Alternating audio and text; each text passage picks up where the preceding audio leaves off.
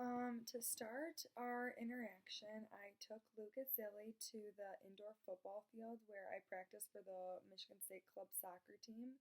Um, and I taught him how to kick a soccer ball, and we did some drills that I do at practices. And it was really fun to be able to interact this way and started off with like a fun, light environment. uh, he really liked it. He is into sports too, so he let his guard down and we were able to have fun to start off the interview. So it was a great experience. After talking with Lucas about like the teacher student support in his school, the one thing that really stood out to me was that he said he wasn't really close on a personal level with any of his teachers, which was very weird for me to hear because at the school I came from, I was super close with all of my teachers and I went to them for everything and advice on anything if I was having any problems. I talked to my teachers about everything and anything. So it was really interesting to hear from him that he didn't have a personal level with his teachers. He didn't talk to them about anything outside of school related. He really didn't even talk to them when it came to like school work and stuff, which was odd to me. But as an aspiring teacher, I definitely took that to mind because I want to be able to be there for my students and I want them to be able to come to me and talk to me with any problems they have. So it's definitely an eye opener to hear his how his school was.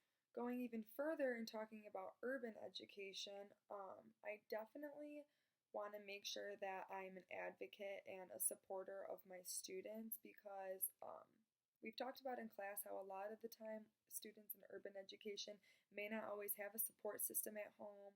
They may not have someone at home who's encouraging them. They may not even have someone at home who they can talk to. So, working in an urban district, I definitely want to be a teacher who her students could come and talk to about problems they're having or issues at home or anything like that, schoolwork. Like I previously stated in one of my earlier video logs, my partner Lucas Zilli went from his high school and took a bus to another school that had harder classes and like honors courses and accelerated programs and things like that. And after talking with him, he told me that he didn't really think his teachers at his original high school were very competent or skilled to be teaching them, which I found very interesting. He said that it was very hard for him to understand the knowledge that they were teaching him. But when he went to the other school where the classes were harder and more advanced, he said the teachers were a lot more competent there. And he said he understood things a lot easier than he did at his original high school. So to him, he thought that one school had a lot more competent teachers than his original school. Whereas for me, I just went to one high school and there was some advanced classes and some regular classes. And for me, I too could see the comparison between teachers' skill level and competency.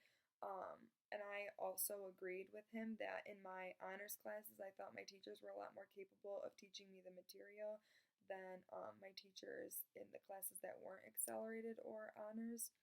So me and him shared the same thoughts on that point. Another thing we talked about in our meeting was if our teachers made us feel successful and competent.